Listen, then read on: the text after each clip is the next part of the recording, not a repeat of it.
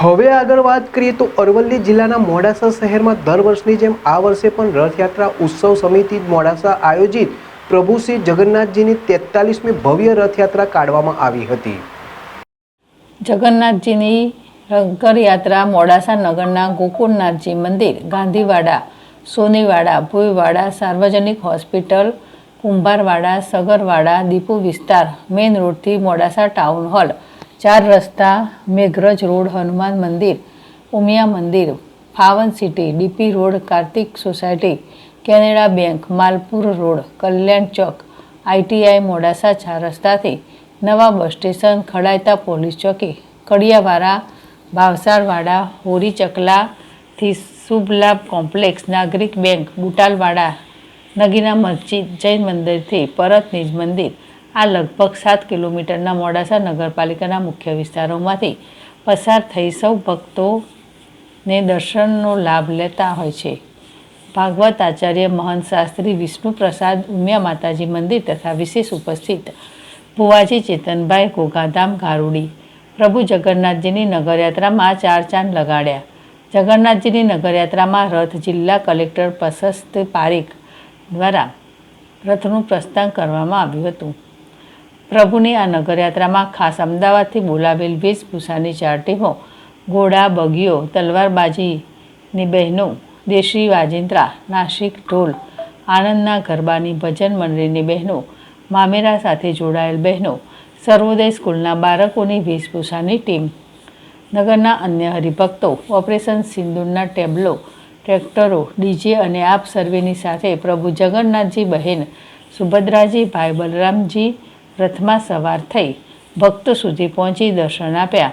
જગન્નાથના નારા સાથે પ્રભુ જગન્નાથજીની નગરયાત્રાનું ઠેર ઠેર ભવ્ય સ્વાગત કરવામાં આવેલ।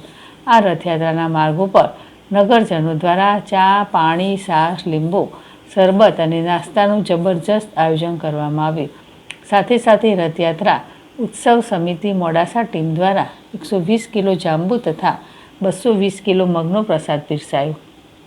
મોડાસાના રથયાત્રાની મહત્વની બાબતો એ છે કે આ રથયાત્રા મોડાસાના તમામ નાના મોટા વેપારીઓ, ડૉક્ટરો, કર્મચારીઓ, વકીલો દ્વારા મળેલ યોગદાન ફાળાથી આ રથયાત્રા કાઢવામાં આવે છે।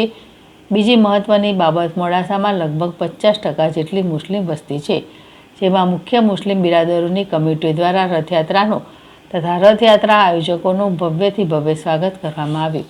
ત્યારે સાચા અર્થમાં અષાઢી બીજ રથયાત્રામાં કોમી એકતાના દર્શન થયા।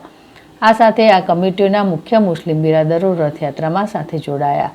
પ્રભુજી જગન્નાથની રથયાત્રાનો પ્રારંભ સવારે 11 કલાકથી થઈ સાંજે 6:30 કલાકે નિજ મંદિરે પરત આવે છે। ત્યારે રથયાત્રામાં જોડાયેલા તથા સેવા આપેલ સંતો, મહંતો, પોલીસ અધિકારીઓ શાલ ઉડાડી સન્માન કરવામાં આવ્યું। રથયાત્રાના આગલા દિવસે મામેરાની રસમ કરવામાં આવે છે। ખૂબ ભાગ્યશાળીને આ રસમનો લાભ મળે છે। પ્રભુ જગન્નાથજી તેમની સૌ મનોકામના પૂર્ણ કરે છે। આ 43મી રથયાત્રામાં ભગવાન જગન્નાથજીનું મામેરું જ્યોત્સનાબેન કનુભાઈ સોની પરિવાર દ્વારા મોડાસા દ્વારા શોભાવવામાં આવ્યું છે। જય જગન્નાથ। આજે પંડ્યા જેડેશ ટીવી મોડાસા મંદિરમાં દર વર્ષની નેમ આ વર્ષે પણ રથયાત્રાનું ભગવાન જગન્નાથ, બલરામજી અને બહેન સુભદ્રાનું પ્રસ્થાન થવાનું જઈ રહ્યું છે। લોકોમાં, અરવલ્લીની આખી જનતામાં ખૂબ જ ઉત્સાહ છે અને અમે સદભાગી છીએ કે રથને પ્રસ્થાન કરાવવામાં અમે પણ અહીંયા મોકો મળ્યું છે। કાયદા વ્યવસ્થાની દૃષ્ટિથી અરવલ્લી પોલીસની ખૂબ ચોક્કસ સચોટ વ્યવસ્થા છે અને આખા શહેરમાં અને આજે ભગવાનની કૃપાથી આજે મેઘરાજાનું પણ અત્યારે રાહત છે, એટલે ખૂબ સારી રીતે ઉત્સાહપૂર્વક આખા શહેરમાં ભગવાનની યાત્રા ફરશે। લોકો એમાં ઉત્સાહપૂર્વક ભાગ લે અને કોઈ પણ કાયદા વ્યવસ્થાને આપ લોકો એમાં સામે નહીં આવો એવી મારી બધાને અપીલ છે। ખૂબ ઉત્સાહપૂર્વક એમાં આપ મજા માણો। જય જગન્નાથ।